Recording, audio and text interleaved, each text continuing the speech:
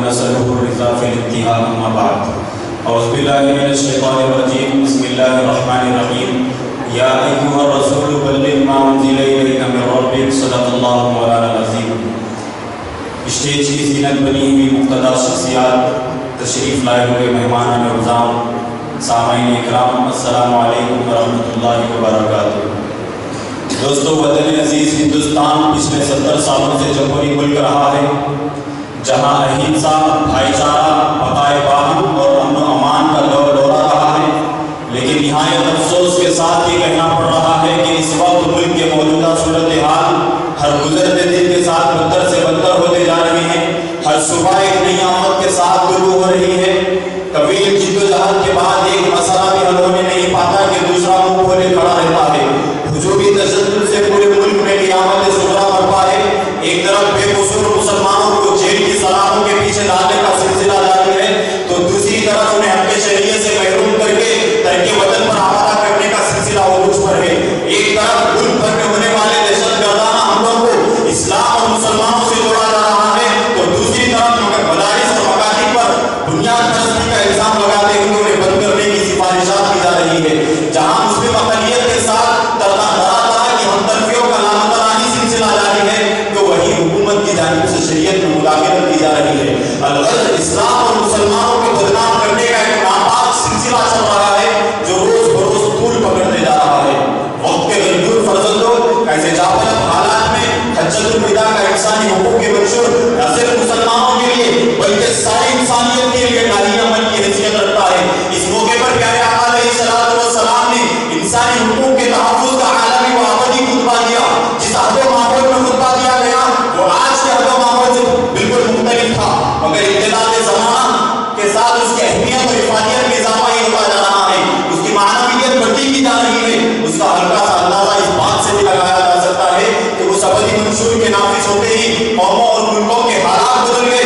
تہذیب و تمدن نے نئے نئے جلوے دے کے ذہن و فکر کو ایک نئی روشنی ملی. دوستوں، وہ ایک خطبہ ہی نہیں بلکہ ایسے خطوط و خطوط ہے جس سے انسانیت منزل مقصود تک پہنچ سکتی ہے، جس سے دنیا کے اندر ایک زبردست انقلاب برپا ہو سکتا ہے.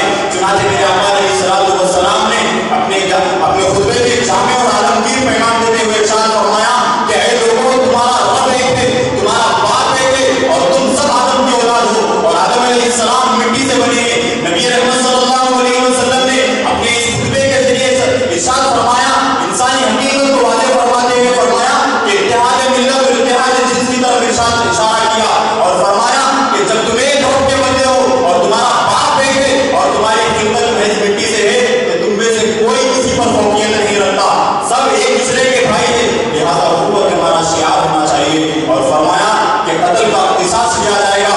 مشابہ قتل عمد کی دیت 100 اونٹ ہے، جو اس سے زیادہ کا مطالبہ کرے گا وہ جاہلیت میں سے ہوگا. دوستو، اگر آج اس ابدی منصور کو نافذ کر دیا جائے تو خدا کی قسم دنیا کے اندر انسانی خون پانی کی طرح بہنا بند ہو جائے گا اور قتل و قتال کے اندر کمی آ جائے گی. ہمارے نبی نے ہمیں یہ پیغام دیا ہے کہ بے شک تمہارا خون ایک دوسرے پر حرام ہے، تمہارا مال، تمہاری عزت و آبرو اور تمہاری کھال ایک دوسرے کے لیے معزز اور محترم ہے. خبردار، ایک دوسرے پر ظلم مت کرنا، کسی کو ٹھیس نہ پہنچانا. یاد رکھو، حقیقی مسلمان وہ ہے جس کے شر سے دیگر انسان امن و امان محسوس کرے. مہاجر وہ ہے جو اپنے خطاؤں اور گناہوں سے کنارہ کشی اختیار کرے. مجاہد وہ ہے جو اطاعت الہی کی خاطر اپنے نفس سے مقابلہ کرے. اور ہاں، امانت کے اندر خیانت نہ کرنا، غلاموں کے ساتھ اس میں سلوک کرنا، ناپتول میں کمی نہ کرنا.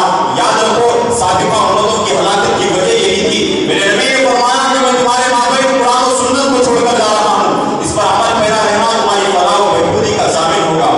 الغرض دوستو، یہ تھا انسانی حقوق کا کامل و مکمل منشور جو پوری کائنات کے اندر ایک انقلاب کا پیش خیمہ ثابت ہوا. انسانی مساوات اور بقائے باہم کی ساری تفصیلات نہایت سادہ زبان میں ساری انسانیت کے سامنے آ چکی ہے، اور انہی حدود پر عمل پیرا ہو کر مسلم سلاطین اور حکمرانوں نے ہزاروں برس عدل و انصاف کے ساتھ حکمرانی کی. آج ضرورت اس بات کی ہے کہ پیارے آقا علیہ السلام کی تعلیمات کو زیادہ سے زیادہ عام کیا جائے. انفرادی اور اجتماعی سطح پر اس حوالے سے کوششیں کی جائے مسلم اور سلاطین